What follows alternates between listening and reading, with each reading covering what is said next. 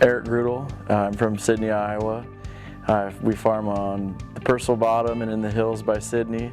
It's about 1,500 acres between the two of them. This is my dad, Randy.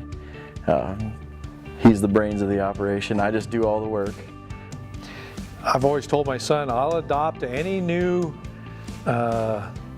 thing that comes along, that comes out, as long as it saves you money. I just don't want a toy to play with. It's got to make a difference on the return of investment.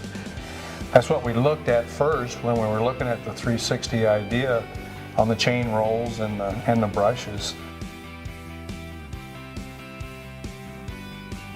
To me, if you wanted to save yield and you know, with $3 corn, $4 corn, $5 corn, depending on how much you're losing, it's a pretty easy figuring how quick they'll pay back on your investment. Before we put the yield savers on, you definitely would find some kernels on the ground. I would say, 2 to 3 bushel most of the time, depending on the hybrid. We had the yield savers on all 8 rows, and we did right around 1,000 acres. The kernels didn't seem to fly off the butt of the ear as it was hitting the brushes, but yet it cushioned it, and it didn't seem like as many ears went out over the outside row as normally can happen, and it was just softer for the ear to go up through.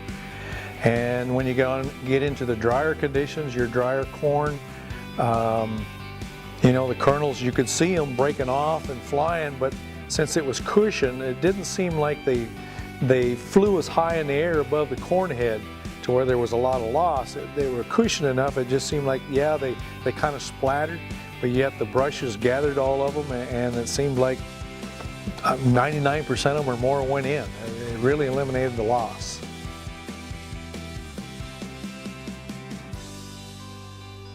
Before we put the 360 chain rolls on, we had a lot of blowing with the stalks and not really good breakdown of the stalks. I mean, we had to really work them at least 2 times before you'd be satisfied with planting through them.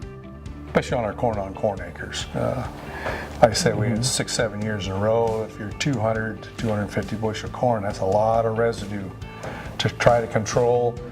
We put them on the chain rolls on all 8 rows of our John Deere corn head.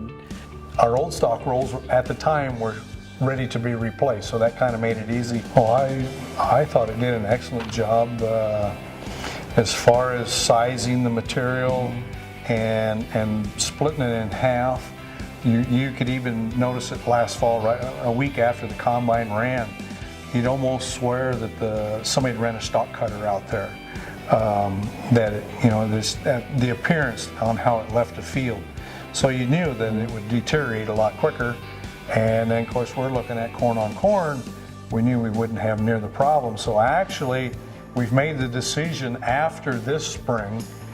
We normally run a Landau vertical till in the fall and in the spring.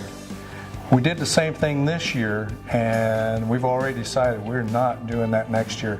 There's no need to. The material is sized and deteriorated and chewed up enough that we're going to eliminate a trip across the field, which is another savings.